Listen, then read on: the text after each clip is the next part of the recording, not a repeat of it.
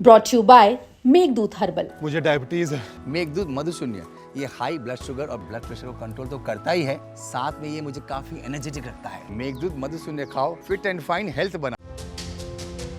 लगेगी आग तो आएंगे कई घर इसके जद में, अकेले यहाँ हमारा मकान थोड़े ही है।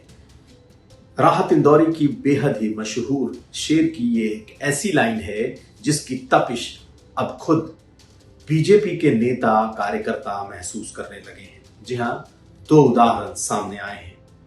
मुरादाबाद में एक शख्स ने कुछ ऐसा किया जिसे देखकर आपका दिल दहल जाएगा। भाजपा का परिवार था। और दूसरी घटना आजमगढ़ की, जहां थाने में पिट गया है बीजेपी का कार्यकर्ता नेता।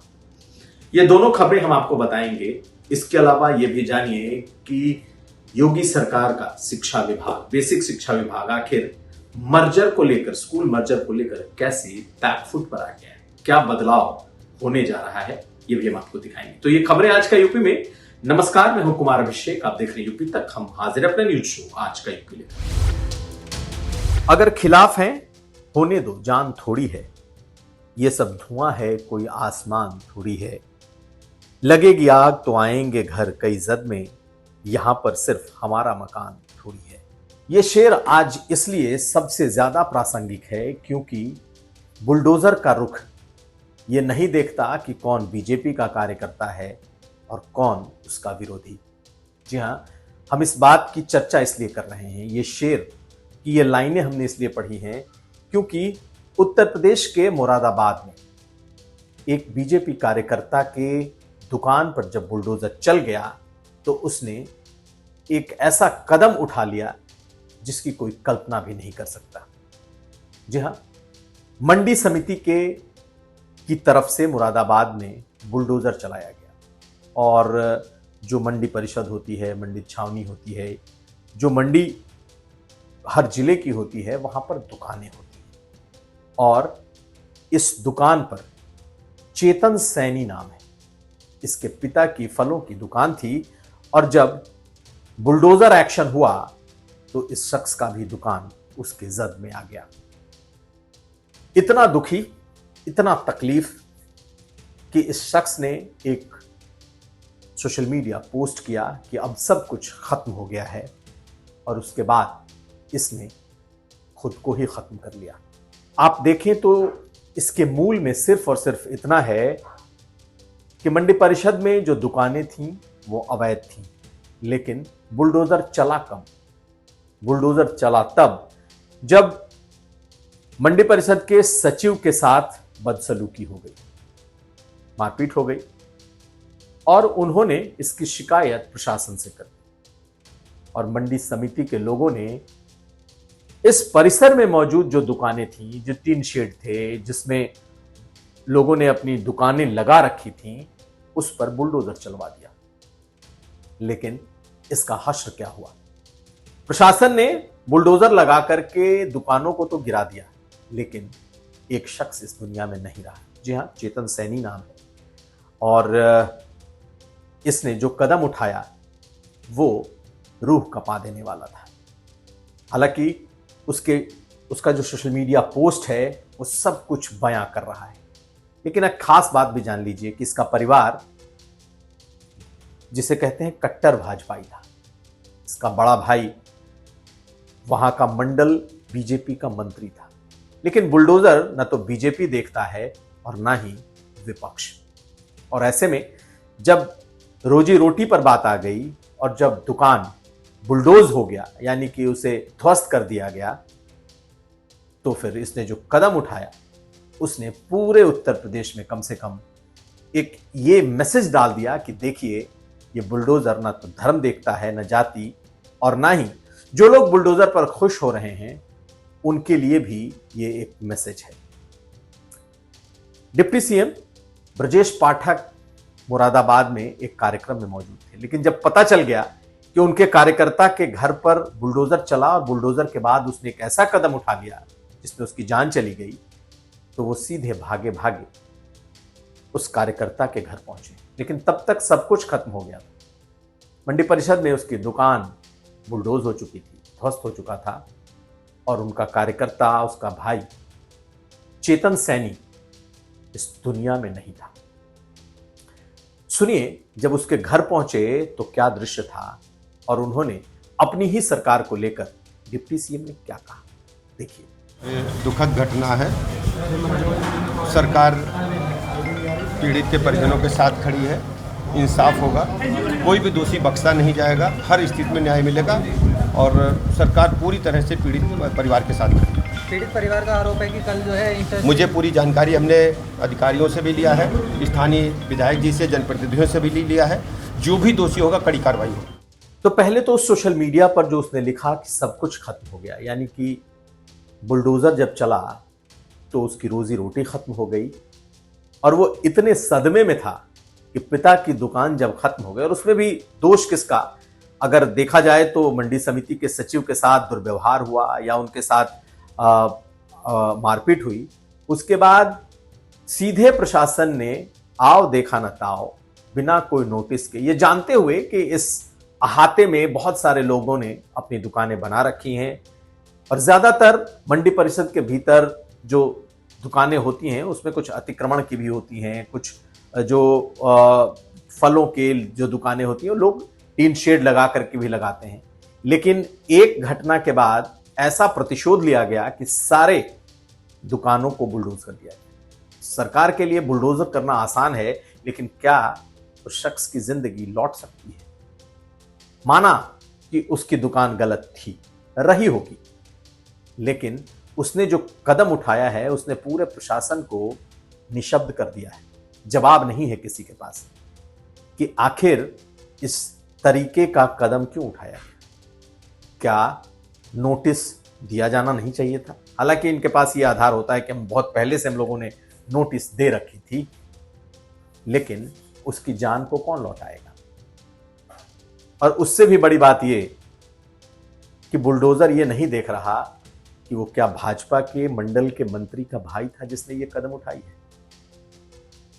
निश्चित तौर पर बुलडोजर न तो जाति देखेगा, न धर्म और न ही दल। और अब इसकी तपिश कम से कम बीजेपी को महसूस होने लगी है। तभी तो डिप्टी सीएम पहुंचे तो थे अपने विभाग के निरीक्षण के लिए, लेकिन पहुंच गए कार्यकर्ता के घर और कह दिया कि अब प्रशासन में जो दोषी होगा उस पर कार्रवाई। खैर, अब तपिश खुद बीजेपी के लोग महसूस करने लगे। लेकिन सिर्फ ये बात मुरादाबाद की ही नहीं है। अब हम आपको आजमगढ़ लिए चलते हैं। आजमगढ़ में थाने के भीतर का ये दृश्य देखिए, जबरदस्त बवाल हो रहा है। यहां पर लाठियां भी बजाई गई हैं, थप्पड़ भी पड़ा है और थाने के भीतर पुलिस वालों ने कुछ लोगों को कूट भी दिया है, पिटाई भी की है। कौन है ये लोग? ये लोग भी बीजेपी के नेता कार्यकर्ता हैं। हालांकि इसमें जिस शख्स की पिटाई हुई है कहा जा रहा है वो एबीवीपी से भी जुड़ा था, करनी सेना से भी जुड़ा था। लेकिन कहानी क्या है? पहले इन तस्वीरों को देखिए, क्योंकि आजमगढ़ में ये वायरल हो रहा है। और ये पिटाई इसलिए वायरल हो रही है क्योंकि ये भाजपा से जुड़े हुए लोग हैं और थाने में सुनी गई, कितनी सुनी गई, नहीं सुनी गई, ये तो अलग बात है, लेकिन जब बवाल हुआ तो पिटे हैं भाजपाई। तो आप इन तस्वीरों को देखिए, लेकिन अब जब कहानी समझेंगे तो अंदाजा लगेगा। दरअसल वहां एक लड़की के साथ छेड़खानी हुई और उस लड़की के परिवार वालों ने आरोपी पर पॉक्सो लगाया, यानी कि वो नाबालिग लड़की रही। अब थाने में जो आरोपी पक्ष है उसके लोग पहुंचते हैं और वहां पर उस लड़की से, उसके परिवार से बातचीत करते हैं और कहीं ना कहीं 164 का बयान ना हो जाए, पॉक्सो ना लग जाए, इसे लेकर कुछ मैनेजमेंट की कोशिश होती है कि किसी तरीके से मैनेज किया जाए। तभी ये लोग पहुंचते हैं। ये लोग लड़की के जानने वाले हैं और जिनकी पिटाई हुई है, जिनके वीडियो आप देख रहे हैं, और ये फिर प्रशासन पर यह आरोप लगाते हैं कि आप लोग लड़की की जगह आप लोग उसकी तरफ होकर के अब इस पूरे मामले को रफा दफा और मैनेज कर रहे हैं और इसी पर यह बवाल बढ़ता है। थाने के बाहर आपको जो ये हंगामा, ये बवाल दिखाई दे रहा है, दरअसल उस लड़की के मामले को लेकर है। और ऐसे में जब इनका आरोप पुलिस पर लगता है, भाई भाजपा के हैं तो नेचुरल है चढ़ के बोलने की उनकी क्षमता होगी, और उन्होंने जब थाने के भीतर बवाल करना शुरू किया तो भाजपाइयों की कुटाई कर दी पुलिस वालों ने। ये थप्पड़, ये लाठी, ये सब वायरल हो रहा है। तो एक तरफ मुरादाबाद और दूसरी तरफ आजमगढ़। ठीक कहा राहत इंदौरी ने कभी अपने शेर में जो लाइनें लिखी थी कि लगेगी आग तो आएंगे कई घर इसके जद में, अकेले हमारा मकान थोड़े ही है। अगली खबर। तो आखिरकार सरकार अब स्कूल मर्जर पर थोड़ी बैकफुट पर आती दिख रही है। जिस तरीके से बेसिक शिक्षा के जो प्राथमिक स्कूल हैं उसके मर्जर का प्लान शुरू हुआ और तकरीबन 5000 स्कूलों को का मर्जर कर भी दिया गया, तो ये एक मुद्दा बन गया और पूरे प्रदेश में स्कूल मर्जर के खिलाफ एक मुहिम सी शुरू हो गई। हालांकि योगी सरकार का कहना है कि इसके पीछे बच्चों की पढ़ाई की गुणवत्ता को ध्यान में रखा गया है और स्कूल का मर्जर बहुत ज्यादा दूर नहीं है, बिल्कुल आसपास की स्कूलों में ही मर्जर किया गया। लेकिन यह मुद्दा इतना बड़ा हो गया कि मुख्यमंत्री ने कुछ दिन पहले यह कह दिया था कि 50 बच्चे जिस स्कूल में होंगे वहां मर्जर नहीं होगा। आज संदीप सिंह जो कि बेसिक शिक्षा मंत्री हैं वो आए और उन्होंने प्रेस कॉन्फ्रेंस की और प्रेस कॉन्फ्रेंस में उन्होंने 2-3 बातें बिल्कुल साफ कर दी। एक कि नया मर्जर अब बिल्कुल नहीं होगा, पुराने जो स्कूलों के जो मर्जर किए गए हैं उसमें से भी कई स्कूल बाहर किए जाएंगे, यानी कि उनको अगर मर्ज कर दिया गया है तो उनको बाहर लाया जाएगा। वजह यह है कि ऐसे स्कूल जिनमें 50 बच्चे हो जाएंगे वो मर्जर की श्रेणी में नहीं आएंगे। साथ साथ अगर कोई स्कूल मर्ज हो रहा है तो 1 किलोमीटर से ज्यादा दूर नहीं होगा, यानी कि अब नए जो भी स्कूल होंगे अगर मर्जर करने वाले स्कूल जहां पर स्कूल मर्ज हो रहे हैं वो 1 किलोमीटर से ज्यादा दूर हैं तो वो मर्जर की श्रेणी में नहीं आएंगे। यानी कि गांव से जो स्कूल की दूरी है अब अधिक से अधिक 1 किलोमीटर और मर्जर के लिए वो दूर स्कूल की दूरी होगी। ऐसे में बहुत सारे स्कूल हैं जो इस मर्जर से बाहर हो जाएंगे और जिन्होंने एक बात कह दिया कि ऐसे स्कूल जो हो चुके हैं उस पर भी पुनर्विचार हो रहा है और उन्हें मर्जर से बाहर किया जाएगा। तो हो सकता है बहुत सारे स्कूल इससे बाहर आ भी जाएं। लेकिन कहीं ना कहीं ये एक ऐसा कदम है जिसका एक पॉलिटिकल इफेक्ट दिखाई देने लगा है। समाजवादी पार्टी अपनी एक समाजवादी पार्टी पाठशाला लेकर आ गई है। हालांकि है वो शुद्ध रूप से सियासी कदम, जब वो गांवों में जाकर के समाजवादी पाठशाला लगा रही है, यानी उन बच्चों के बीच, उन परिवारों के बीच पहुंच रही है जहां पर स्कूल मर्जर हुआ है और इसके वीडियोज आ रहे हैं। ऐसे में सरकार के लिए ये कदम अब कदम खींचने वाला बनता जा रहा है, क्योंकि आने वाले 1-2 सालों में चुनाव है। शिक्षा, शिक्षक, स्कूल, ऐसे कोई भी कदम सरकार को भारी पड़ने वाले, इसलिए अब धीरे धीरे इस तरीके से ही सरकार बैकफुट पर आती दिख रही है।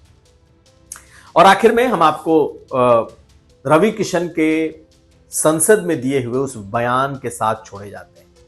कैसे उन्होंने कहा कि समोसे का मानकीकरण होना चाहिए, यानी कि 5 स्टार में अगर कोई समोसा मिल रहा है और गांव के चौराहे पर अगर किसी दुकान में कोई समोसा मिल रहा है तो उसकी क्वांटिटी, उसके दाम का एकीकरण होना चाहिए। ऐसा नहीं हो कि कोई 500 रुपए में 5 स्टार में खाए और कोई 5 रुपए में अपने नुक्कड़ की दुकान पर खाए, कोई बड़ा समोसा खाए, कोई छोटा समोसा खाए।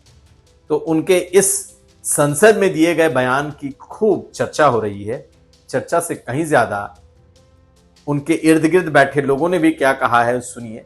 और फिलहाल यह पूरा मामला उपहास का मामला बनता जा रहा है। हो सकता है इसमें उनके इंटेंशन सही हो कि उन्होंने बहुत सीरियस तरीके से कहा हो कि भाई गरीब और अमीर की दूरी कम हो और सबके लिए बराबर हो, लेकिन समोसे का उदाहरण फिलहाल उन्हें उपहास का पात्र बना रहा है। सुनिए उनके बयान को, आप खुद अंदाजा लगाइए।